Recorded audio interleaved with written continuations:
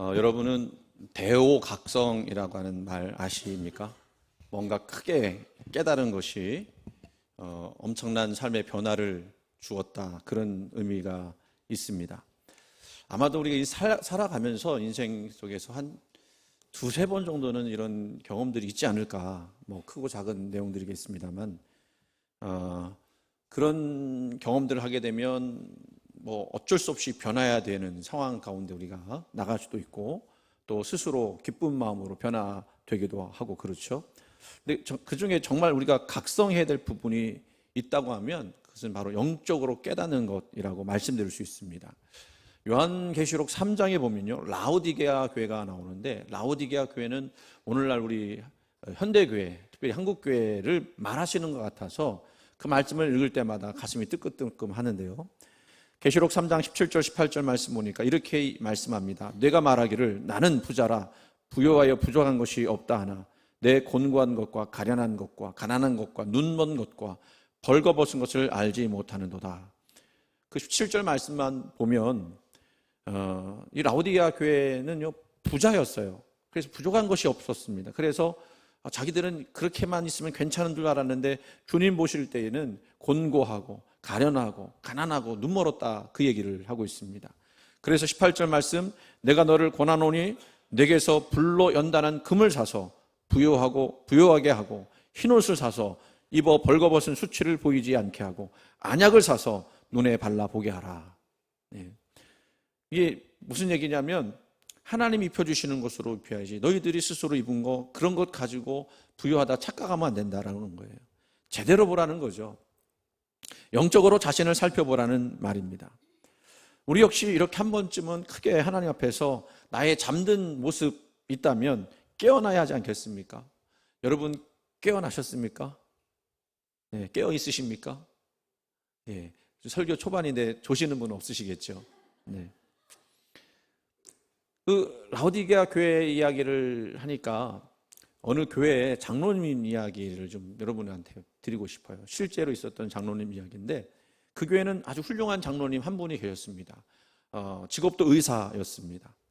교회 봉사도 잘하시고 점잖았습니다. 그런데 이분 마음에는 이 울부짖고 기도하는 그런 것을 보면 야, 광신자다, 그렇게 생각을 했고, 또 교회 안에 가난한 사람들을 보면 왜 저 사람들은 이렇게 가난할까, 열심히 살지, 이런 마음이 있었어요. 그러니까 안에는 교만했던 거죠. 밖으로 볼 때는 겸손했는지 모르지만. 그래도 이 장로님이 기도하는 분이어서 조용히 산에 가서 기도하려고 올라갔습니다. 휴가를 내서. 근데 올라가서 보니까 마침 산 중턱에 천막을 치고 막 집회를 하는 사람들이 있었어요. 이왕 온 김에 저기나 들어가서 은혜 받고 가자 그랬는데, 갔더니요, 거기서 막 울부짖는 사람들이 있어요. 그래서 거기 질렸습니다. 그리고 또 얼마나 냄새가 나든지 더 이상 있을 수 없어서 예배만 보고서 나왔어요. 그리고 이제 혼자 올라가서 산에서 기도하기를 시작했습니다. 근데 이분이요, 그래도 기도를 열심히 했어요. 사흘째 기도를 하는데 한낮에 저 멀리서 반짝이는 한 점이 빛이 있었습니다. 그 빛이 자꾸 자기한테로 가까이 오는 거예요. 그 빛이 뭔가 살펴봤더니 다른 것이 아니라 사람이었습니다. 그런데 그 자기 앞에 서 있는 이 사람에게서 그동안 자기가 싫어했던 그 고약한 냄새가 얼마나 나는지, 그리고 또 얼마나 그 옷이 더럽고 추한지, 이 세상에서는 다시는 볼 수 없었던 그런 형편없는 모습의 거지였다는 거예요. 그 얼굴을 자세히 바라보던 장로님이요, 깜짝 놀랐습니다. 뒤로 넘어졌습니다. 왜냐하면 그 얼굴이 다름 아닌 자신의 얼굴이었기 때문입니다. 그동안 자신만이 잘 믿고 축복받아서 잘 살고 훌륭한 줄 알았는데 하나님이 보여주신 거예요. 네가 얼마나 추하고 더럽고 냄새나고 교만하기 짝이 없는지 아느냐. 그거를, 그 환상을 통해서 보게 된 겁니다. 이 순간 이 장로님의 눈에서 눈물이 흐르기 시작했어요. 눈물 안 흘릴 수가 없겠죠. 앉으나 서나 당신 생각이 아니라 앉으나 서나 주님 생각하면서 눈물이 마르지 않았습니다. 예배 시간에도 울고요, 길을 가면서도 울고요, 석 달 열흘을 그렇게 울었다고 그래요. 그 후에 이 장로님이 얼마나 겸손해졌는지 다른 사람을 보면 나보다 낮게 여기고 돌아가실 때까지 교회에 덕을 세우고서 훌륭한 일을 많이 하면서 본이 되는 삶을 살았다고 합니다. 저는 이 모습이, 장로님의 모습이 저의 모습이기도 하고 여러분의 모습이기도 하다고 생각을 합니다. 우리는 그동안 그냥 그럴듯하게 거칠에만 조금 괜찮게 보이면 다 겸손한 줄 알고 살잖아요. 근데 하나님 우리를 보셨을 때 저와 여러분을 어떻게 보시는지는 정말 그 장담할 수가 없는 거, 자신이 없는 거예요. 우리는 이런 모습에서 깨어나야 할 줄로 믿습니다. 깨어나시기를 간절히 소원합니다. 왜 이렇게 깨어나라고 하실까요? 그것은 구원받은 자는 깨어있는 자, 깨어나는 자이기 때문에 그렇습니다. 이 각성이라고 하는 말은 어웨이크닝이라고 하는 그런 말인데 발음이 참 하려고 하니까 잘 안 되네요. 연습은 잘했는데 어웨이크닝 영어를 하려니까 잘 안 되네. 무슨 말인지 아시죠? 여기 써 있어요.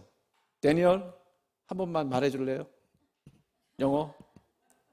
어웨이크닝. 잘 안 되네. 예. 영어의 길은 멀고도 험합니다. 그게 무슨 얘기냐면 영적 실상을 깨닫고 하나님 앞에 나오라, 그 얘기예요. 뭘 깨달아야 되느냐면요, 우리는 하나님이 충만한 세상에 살고 있다는 사실을 깨달을 때, 오늘 우리 교동문 여기 나왔습니다만 안지나서나 그 얘기 나오시죠? 거기 나오죠? 네? 내가 모든 길과 내가 눕는 것을 살펴보았으므로 나의 모든 해를 익히 하시오며, 또 그 위에 주께서 내가 앉고 일어섬을 아시고 멀리서도 나의 생각을 밝히 하시오며.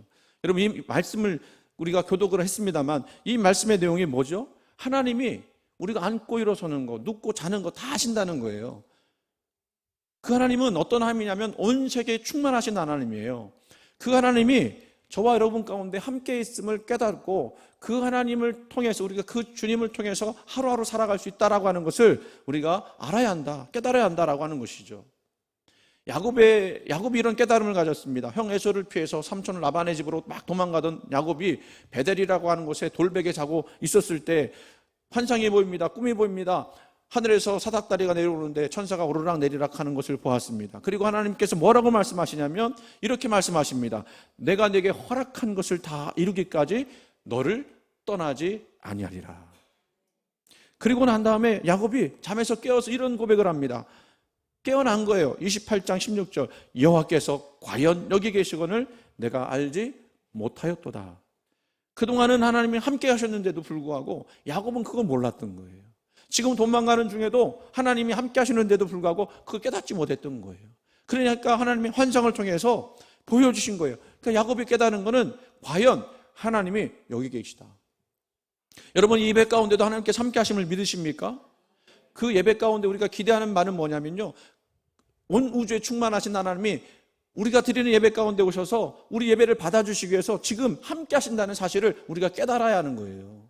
그러면 여러분, 이 예배를 드릴 때에 아무런 기대 없이 예배를 드릴 수 있겠습니까? 아무런 소망 없이 예배 드릴 수 있겠습니까? 간절한 마음으로, 그리고 감사한 마음으로 예배 드릴 것입니다. 과연 하나님 여기 계신 줄 여러분 믿으시기를 바랍니다. 이게 바로 영적 각성이에요. 이 영적 각성이라고 하는 것을 로버트 모롤랜드라고 하는 분이 두 가지로 얘기했습니다. 첫 번째는 세상에서, 교회에서만이 아니라 세상에서 참 하나님을 만나는 일이. 두 번째는 자신의 참모습을 마주한 것. 하나님을 만나는 사람은요, 그 만나는 순간 자기의 모습을 깨달을 수밖에 없어요. 이 두 가지가 우리 삶 속에서 계속 작동하는 것입니다. 그게 우리 구원받은 삶의 모습인 거예요. 구원은 뭐냐면 날마다 삶 가운데서 내가 하는 일들 가운데서도 하나님이 함께 하시는 것을 경험하는 것이고, 그러면서 내가 이 삶에서 얼마나 부족한 인생인지, 얼마나 어리석은 인생인지, 얼마나 죄가 많고 한계가 많은 인생인지 깨달으면서 거기서 우리가 구하는 것이 있죠. 하나님 우리에게 긍휼을 베풀어 주옵소서. 하나님 우리에게 은혜를 베풀어 주옵소서. 이게 깨어난 사람들의 모습인 거예요. 우리의 신앙이 형식적으로 되느냐 아니면 정말로 역동적으로 되느냐라고 하는 것은요, 이 두 가지를 날마다 경험하느냐 그렇지 못하느냐에 따라 달라지는 것입니다. 오늘 말씀 보세요. 우리가 잘 알고 있는 변화산 이야기입니다만 제가 기억하기에 이 설교는 제가 오늘 처음 하는 것 같습니다. 어느 산인지는 정확하게 나타나지 않았습니다. 다볼산이라고 하는 사람도 있고 헐몬산이라고 하는 사람도 있고 그렇지만 그냥 높은 산이라고 이야기할게요. 거기에 예수님이 베드로와 야고보와 그 형제 요한을 데리고 가셨습니다. 왜 예수님은 산에 오르셨고 왜 제자들을 산으로 초청하셨을까요? 산이라고 하는 것이 굉장히 상징적입니다. 성경에서 산은요, 어떤 장소냐면요, 하나님을 만나는 장소예요. 모세가 시내산에서 하나님 만났습니다. 엘리야가 갈멜산에서 하나님의 영광을 보았습니다. 예수님도 시간 날 때마다 산에 오르셔서 기도하셨습니다.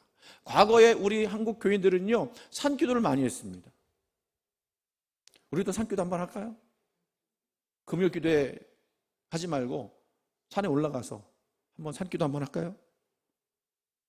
그 산은 어떤 산이냐면요, 그 골짜기에 있으면 잘 보지 못하는 현실들을 제대로 볼 수 있게 하는 장소예요. 여러분 등산하신 분 계시겠습니다만, 많은 사람이 산에 올라가서 뭘 깨닫느냐면, 야, 인생이 참 무상하다. 그걸 깨달아요. 왜? 그동안 저 밑에서 아둥바둥 살면서 내가 가지려고 했고 붙들려고 했던 것들이 요만하게 보이는 거예요. 작게 보이는 거예요. 그것이 얼마나 허망하고 그 얼마나 그 헛된 것인지를 깨닫게 되는 것입니다. 또 산을 보면서 뭘 보는 거죠? 하나님이 창조하신 이 놀라운 자연세계에 비해서 우리가 붙들려고 했던 것들은 너무너무 초라한 것이었구나. 그런데도 우리가 거기에 목숨을 걸고 살아가고 있구나. 그걸 깨닫는 거예요. 그런 의미에서 산은 굉장히 중요하다고 볼 수가 있습니다. 그런데요, 이렇게 올라간 세 제자가 놀라운 광경을 봅니다. 2절 말씀 보면 예수님이 그들 앞에서 변형되사 그 얼굴이 해같이 빛났고 옷이 빛과 같이 휘어졌다라고 이야기하고 있어요. 그러니까 예수님 자체가 빛이 난 거예요. 이어서 3절 말씀 보니까 모세와 엘리야가 예수와 더불어 말씀하시는 것을 보았다, 이렇게 이야기합니다. 여기서 잠깐만 먼저 모세와 엘리야가 왜 나타났을까? 뭐 다른 사람도 많잖아요. 우리가 좋아하는 다윗도 있고, 또 누가 있죠? 요셉도 있고, 또 우리가 또 좋아하는 다니엘도 있고, 이런 사람들이 나타나지 않고 왜 모세와 엘리야가 등장했을까? 이거는 유대인들이 그들이 살아가는 가장 큰 짐을 이 두 가지에서 찾는데, 구약 성경의 근본이 되는 두 가지입니다. 첫째는 율법이고 둘째는 예언이에요. 근데 율법을 누가 받았죠? 모세가 시내산에서 받았습니다. 엘리야는 죽지 않고 승천한 사람이에요. 그러니까 예언자의 대표가 바로 엘리야였다는 것이죠. 그런데 그 모세와 엘리야가, 그러니까 율법의 대표자와 예언의 대표자가 등장해서 예수님과 이야기했다는 것은 뭘 이야기할까요? 예수님이 성경에 말했던 율법 그리고 예언의 성취다라고 하는 것을 보여주는 거예요. 제자들은 그것을 보면서, 아, 예수님이 그 성경에서 다시 오실 메시아 그분이라고 하는 것을 확실하게 보여주는구나. 또 예수님의 얼굴이 해같이 빛냈다고 그랬잖아요. 근데 이거는 뭐와 비교할 수 있느냐면, 똑같이 모세가 산에 올라가서 율법을 받아가지고 내려올 때, 십계명을 받아가지고 내려올 때 그 얼굴이 정말로 빛났다라고 이야기합니다. 그런데 본인은 몰랐다고 그래요. 사람들이 얼마나 빛났는지 가까이 하지 못할 정도였다라고 이야기하고 있습니다. 그러니까 대단한 것이죠. 저는 설교할 때마다 제 얼굴에서 빛이 나기를 소원합니다. 빛이 납니까? 네. 얼굴에 뭐 조금 발랐습니다. 스킨로션 올인원 발랐습니다. 여러분의 얼굴도 빛이 나기를 바랍니다. 왜? 하나님이 여기 계시기 때문에. 그런데요, 그 모세의 빛은 예수님이 빛났던 것과는 비교할 수 없는 거였어요. 예수님의 빛은요, 모세의 빛은 어떻게 표현할 수 있느냐면, 마치 달이 햇빛을 받아서 빛을 비치잖아요. 그와 똑같은 거예요. 자기 빛이 아니에요. 그런데 예수님의 빛은 예수님의 빛 그대로 비치신 그 모습으로 그 제자들에게 보였다는 것입니다. 그것을 우리는 뭐라고 그러냐면 하나님의 영광 그러는데, 그 히브리어로 말하면 쉐키나라고 이야기합니다. 하나님의 영광이 비쳤을 때 그 예수님이 그 빛을 그대로 제자들에게 보여준 거예요. 그 자리에 누가 있었다고 그랬냐면 요한이 있었다고 그랬거든요. 근데 요한이 이때를 기억하면서 쓴 것 같아요. 요한복음 1장 14절 말씀에 그 안에 생명이 있었으니 이 생명은 사람들의 빛이라 그랬어요. 빛으로 오신 예수님을 보면서 그 안에 생명이 있다는 것을 이 요한이 깨달은 거죠. 그 시인들은요, 자연을 보면요, 자연의 신비를 보지만 제자들은 뭘 봤느냐면 그 신비로운 자연을 창조한 하나님의 영광과 능력을 본 거죠. 제자들이 예수에게서 하나님에게만 가능한 그 생명의 능력을 그 빛을 통해서 경험했다는 것입니다. 경험한 거예요. 이거는 모세의 빛과는 질적으로 다른, 차원이 다른 생명 경험인 것입니다. 이렇게 빛나는 예수님을 본 제자들이 깨닫게 된 것은 그동안도 고백을 했지만 그 앞장에 보면 베드로가 주는 그리스도시요 살아계신 하나님의 아들이십니다라고 하는 고백이 나오거든요.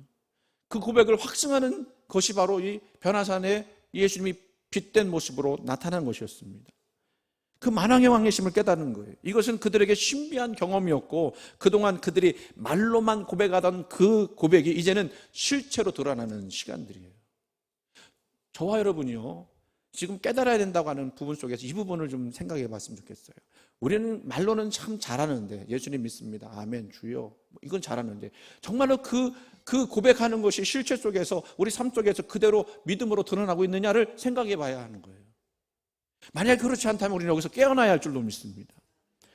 그동안 이 제자들도 그랬어요. 인식적으로 예수님은 하나님의 아들, 하나님이 보내신 분이다라고 하는 것을 알았지만 실체적으로 깨달은 것은 바로 이 순간이 아니었을까 생각해 보는 거예요. 그들의 닫혔던 문이 열리는 순간이었습니다.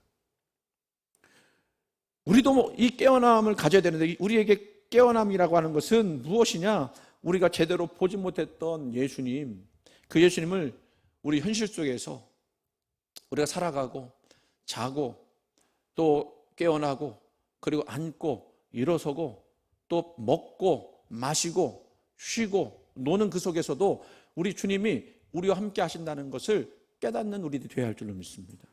그것이 생명이에요. 그 생명을 깨닫는 겁니다.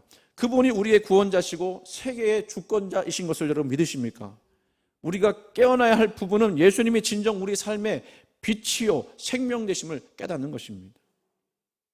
제자들은 그 예수님을 발견한 거예요. 그분의 영광을 본 것입니다. 자, 그러면 제자들은요 정말 깨어난 것이 맞을까요? 깨어나긴 깨어났는데 그 깨어남이 확실한 깨어남인지 우리가 질문을 좀 해봐야 되는데요. 베드로가 4절 말씀에 이런 이야기를 합니다. 4절 말씀, 베드로가 예수께 여쭈어 이르되 주여 우리가 여기 있는 것이 좋사오니 만일 주께서 원하시면 내가 여기에 초막 셋을 짓되 하나는 주님을 위하여, 하나는 모세를 위하여, 하나는 엘리야를 위하여 하리다라고 얘기를 해요. 여러분, 베드로가 말하는 거 잘 들어보세요. 주여 여기가 좋사오니라고 이야기합니다. 지금 베드로는요 예수님이 빛난 모습을 보면서도 막 그냥 놀랐겠지만 누구도 봤어요? 모세와 엘리야, 그가 성경에서만 보던 그 구약 성경에서만 말하던 그 실체들이 나타난 것을 보면서 이게 여기서 뭐에 빠졌느냐면요 종교적인 황홀경에 빠진 것 같아요. 그래서 이 베드로는 이게 계시적 사건이고 이 황홀한 광경이니까 이 현상이 지금 계속 유지가 되기를 원했던 마음이 있었던 것 같습니다. 누구라도 안 그렇겠습니까? 만약 여러분들에게 이 자리에 정말 하나님의 영광이 여러분 눈에 보이도록 가시적으로 나타나고 그것이 신비한 모습으로 나타난다면 거기서 빠져나가고 싶은 사람은 없을 거예요. 더 가까이 오려고 했겠죠. 그것을 유지하고 싶었을 것입니다. 그래서 뭐라고 합니까? 초막셋을 짓겠습니다. 하나는 주님을 위해서, 하나는 모세를 위해서, 하나는 엘리야를 위해서. 그 얘기는 뭐예요? 이 초막이라고 하는 것은 당시 사람들에게는 아주 귀중한 분들이 오면 지어드리는 것으로, 치는 것으로 그렇게 이 얘기를 하는 겁니다. 베드로가 그런 의미를 가지고 초막을 치고자 했다고 한 것은 그 놀라운 영광과 광의와 영적 계시를 오래도록 지속하고 싶은, 계속 더 보고 싶은 거였어요. 그런데 이런 베드로의 고백을 놓고 같은 사건을 이야기했던 누가복음 9장 33절 후반절의 말씀 보니까요 이렇게 말씀합니다. 자기가 하는 말을 자기도 알지 못하더라. 무슨 얘기예요? 지금 자기가 무슨 말 하는지도 모르고 그냥 떠드는 거예요. 정신이 없었다는 겁니다. 정신없는 말을 한 거예요.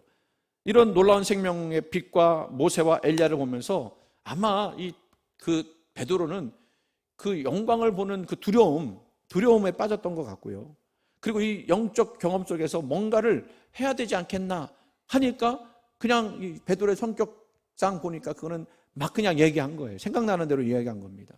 그런데 5절 말씀을 잘 보세요. 5절 말씀, 처음에 시작할 때 뭐라 할 때? 말할 때에 이걸 잘 기억하셨으면 좋겠습니다. 호련히 빛난 구름이 그들을 덮으며 구름 속에서 소리가 나서 이르시되 이는 내 사랑하는 아들이요 내 기뻐하는 자니 너희는 그의 말을 들으라 하시는지라.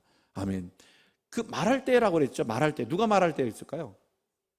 베드로가 주님 여기 초막셋을 짓기를 원합니다. 하나는 주님 위해서, 하나는 모세를 위해서, 하나는 엘리야를 위해서 짓기를 원합니다라고 말하는 순간에 호련히 빛난 구름이 그들을 덮고 그리고 소리가 난 거예요. 자, 이 얘기는 무슨 얘기죠? 마치 하나님이 베드로의 말을 끊는 듯한 느낌을 주는 거예요. 더 이상 말하지 말아라 그 얘기죠. 막으신 겁니다. 합당치 않다는 말이에요. 무엇이 합당치 않은 말일까요? 여기서 황홀경에 빠져 있을 때가 아니다. 너희들이 정말로 깨달아야 할 부분은 황홀경 속에 있는 것이 아니라 이제 세상에 내려가서 세상 속에서 경험되어질 그 일들 속에 하나님의 은혜와 능력을 가지고 살아가는 그것이어야 된다라고 말씀하시는 거예요. 그러니까 하시는 말씀이 어떤 말씀이었다고요? 이는 내 사랑하는 아들이요 내 기뻐하는 자니 너희는 그의 말을 들으라 라고 말씀하셔요. 그럼 주님의 말씀은 무슨 말씀이었을까요?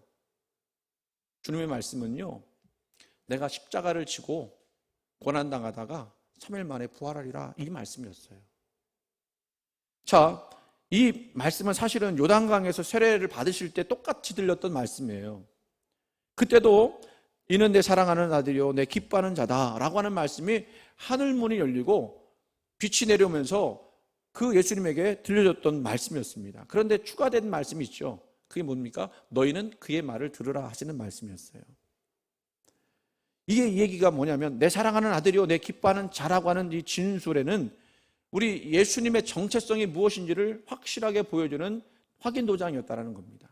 엘리야와 모세를 만나서 이야기하는 예수님, 그리고 빛난 모습이었던 예수님, 이제 하늘에서부터 그 음성이 들려와서 이는 내 사랑하는 아들이다, 내 기뻐하는 자다 라고 하는 그 구원의 능력, 또 생명의 능력, 이 예수님께 있다라는 것을 계속 보여주고 있었던 것입니다. 여러분에게도 이런 구원의 빛과 생명의 빛이 늘 경험되어지기를 간절히 소원합니다. 근데 이게 이렇게 얘기하면 굉장히 좀 그 뜬구름 잡는 듯한 느낌이 들 수도 있을 것 같아요. 그렇죠? 구원의 빛이 뭐지? 생명의 빛이 뭐지? 근데 여러분, 어떤 분에게는 이게 쉽게 느껴질 수 있습니다. 이런 경험을 하신 분도 계실 수 있어요. 예를 들면 큰 병에 걸렸다가 치료됐습니다. 그분에게는 생명의 빛이 들어왔어요. 고독한 가운데 말씀에서 큰 은혜를 경험했습니다. 또 나는 아무것도 아닌 줄 알았는데 예수 그리스도 안에서 내가 어떤 존재인지를 깨닫는 그 순간도 있었을 것이고요. 나는 이제 그런 구원받은 존재이기 때문에 죽어서도 천국 갈 수 있는 사람이라고 하는 것을 확신하게 된 깨달음도 여러분에게 있을 수 있습니다. 그런데요, 그것 가지고는 부족해요. 왜냐하면 그것은 일시적인 현상이기 때문에 그래요. 그것 어떻게 다르게 보면 그것은 오늘 베드로가 봤던 황홀경과 비슷해요. 우리는 그 속에 빠져서 살 수 없습니다. 그 속에서 나와서 우리가 살아가는 삶 속에서 우리가 당하는 일들 가운데서 그 생명을 경험해야 한다는 거예요. 그래서 그 부분이 어렵다라는 것입니다. 그런데 어려울 거 없어요. 뭡니까? 우리가 살아가는 인생 속에 생명의 근본은 우리 예수님이시고 우리 예수님은 지금 나와 함께 하신다는 사실을 깨달아 가면 거기에 우리에게 눈이 열려지고 우리가 그 진리 가운데 깨어나게 되면 우리가 이런 생명의 빛과 구원의 빛을 늘 경험하게 되는 줄 믿습니다. 여러분, 우리 주님을 언제 만나십니까? 식사 기도 때 잠깐 기도할 때 그 주님 만나시나요? 아니면 어렵고 힘들 때 기도 안 하면 안 되니까 그때 나와서 기도하는 그 순간에 여러분 만나시나요? 아니에요, 여러분. 기도를 하나 못 하나, 아니면 내가 잘났거나 못났거나, 내가 하나님 앞에 충성했거나 못했거나 상관없이 하나님은 여러분 삶 가운데 함께 하십니다. 그분은 온 우주에 충만하신 분이신 줄 믿으시기 바랍니다. 그거를 깨달아 나가는 거예요. 그럼 우리의 시각이 달라지는 것입니다. 우리의 마음 자세가 달라지는 거예요. 왜? 나는 부족해도 하나님의 긍휼과 은혜가 있으니까 나를 도우실 줄 믿는 것입니다. 7절 말씀으로 넘어갈게요. 17장 7절 오늘 읽은 말씀, 예수께서 나와 그들에게 손을 대시며 이르시되 일어나라 두려워하지 말라 하시니. 하늘에서 음성이 들려오니까 제자들이 막 폭 고꾸라졌습니다. 두려워하는 마음이 있었습니다. 왜냐하면 생명을 빛으로 경험하는 일이 그동안 없었거든요. 그러니까 그 경험을 하면서 이 거룩한 두려움 가운데 빠진 거예요. 이거를 제가 한번 설명드린 적이 있는데, 루돌프 오토라고 하는 사람이 누미노제라고 하는 말을 했거든요. 이건 뭐냐면 거룩한 두려움이에요. 두려움이긴 했는데 거룩한 거예요.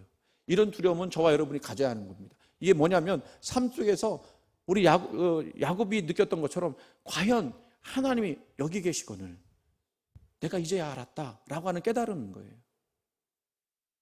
지금 여러분 예배 드리는 이 순간에도 하나님 여러분 함께 하시는 것을 경험하자고 그랬지 않습니까? 그게 거룩한 두려움 가지고 나와야 하는 거예요. 모세도 거룩한 두려움 받았죠. 불타는 떨기나무 앞에서 하나님 음성을 듣고 하나님 배웠기를 두려워하며 얼굴을 가렸다 그래요. 하나님 앞에 이렇게 거룩한 두려움을 갖는 이유는 뭔지 아십니까? 하나님을 참 하나님을 만나면 내가 누군지를 깨닫기 때문에 그래요. 자기가 얼마나 작은 존재인지, 얼마나 죄 많은 존재인지 절감하기 때문에 두려운 것입니다. 그런데 놀라운 것은 뭡니까? 예수님이 손을 내밀어서 그들에게 안수하십니다. 제자들을 안수하십니다. 예수님이 보통 안수하실 때는요, 어떤 때인지 아십니까? 치료하실 때였습니다. 그런데 지금 말씀 보니까 예수님이 제자들에게 손을 대셨다고 그랬어요. 그건 뭘 치료하셨던 건가요? 삶 속에서 드러나는 그들의 두려움, 죽을까 염려하는 그 두려움, 그 두려움을 하나님이, 우리 주님이 안수해 주심으로 치료하신 거예요. 여러분, 이게 얼마나 놀라운 일입니까? 두려워하는 자들에게 일어나라, 두려워하지 말라 라고 하는 것은 우리에게는 얼마나 다행스럽고 복된 말씀인지 깨달아야 합니다. 왜냐하면 우리는 늘 위태로운 삶 가운데 살아가는 존재들이에요. 언제 죽을지 몰라요. 불확실한 미래가 우리 앞에 있습니다. 그래서 두려워할 수밖에 없는데, 두려워하지 않을 수 있는 토대가 생겼다는 거죠. 그게 뭐죠? 하나님의 아들이자 그의 기뻐하시는 자인 예수 그리스도를 통해서 우리에게 그 빛과 생명을 주셨기 때문에 이것을 믿어야 할 줄 믿습니다. 이것을 놓치지 말아야 할 줄로 믿습니다. 우리 삶이라는 게요, 그래요, 흔들릴 때가 얼마나 많습니까? 그리고 넘어질 때가 얼마나 많습니까? 여러분, 근데 그 또 가만 보면 또 굉장히 또 그 허탈한 경우가 언제냐면 별것도 아닌 것 같고 마음 상하고요, 별것도 아닌 것 같고 넘어져요. 맞죠? 여러분들이 시험 당하는 걸 보면 큰 문제 때문에 시험 당하는 게 아니라 작은 문제 때문에 시험 당하는 거예요. 그때 우리는 다시 붙들고 일어나야 합니다. 왜? 우리 주님이 생명의 빛으로 우리와 함께 하시기 때문에 그 주님을 붙들고 다시 한번 나가는 거예요. 자, 이제 결론으로 넘어가겠습니다. 두름에서 건져진 제자들이 눈을 들어 보았습니다. 어떻게 된 일일까요? 구름도 걷혔어요. 모세와 엘리야도 없습니다. 이제 남은 것은 오직 예수님 외에는 아무도 보이지 않았습니다. 이 진술이 오늘 설교의 결론입니다. 예수 외에는 아무도 보이지 않았다라고 하는 것은 예수님을 이제 그 어떤 사람과 비교할 수 없는 분이시고, 이제 그분은 빛과 생명의 주인 되시는 분으로 그분만이 우리의 주인 되심이라고 하는 그 고백을 이 말씀 표현 속에서 하고 있다는 거예요. 여러분이 세상을 살아가면서 여러분을 맡고 있는 어떤 여러 가지 문제들이 있지만, 여러분이 기도하는 가운데 그 문제들이 보이는 것이 아니라 나를 도우시고 나에게 빛으로 또 생명을 오시는 예수님만 보이시기를 간절히 소원합니다. 그 예수님이 내 삶 가운데 충만하신다라는 사실, 이거를 우리가 깨달아야 하는 거예요. 이게 깨어남인 것입니다. 여러분, 깨어나십시오. 두려움에서 깨어나십시오. 염려에서 깨어나십시오. 주님 바라보면서, 주님 의지하면서 주님 앞에 온전한 믿음 가지고 나가시기를 간절히 원합니다. 내가 숨쉬고 먹고 일하고 잠을 자는 모든 순간 속에서 생명은 우리와 함께 계시는 거예요. 지금도 마찬가지입니다. 말씀드린 대로 우리 예배드리지만 이 예배 가운데 아무 기대 없이 나오시는 것이 아니라 하나님이 여러분 가운데 말씀하시는 그 생명, 그 빛을 여러분 받고 돌아가셔야 돼요. 그래서 어쩌면 우리는요, 예배 시간에 얼굴이 빛나는 게 아니라 예배 끝나고 돌아가는 그 순간에 빛이 더 나야 할 줄로 믿습니다. 안 되면 더 바르세요. 안 되면 그렇게라도 해야죠. 생명이 여러분 안에 있음을 믿으시기 바랍니다. 여기서 이 진리로 우리가 나가야 해요. 하나님 그 사랑하시는 자, 하나님의 아들, 내 사랑하는 자, 내 기뻐하는 자, 너희는 그의 말을 들으라. 그가 너와 함께, 너희와 함께 있다. 너희를 떠나지 않을 거다라고 하시는 이 충만한 이 놀라운 사실을 저와 여러분이 다 경험하시기를 주님의 이름으로 간절히 축원을 드립니다.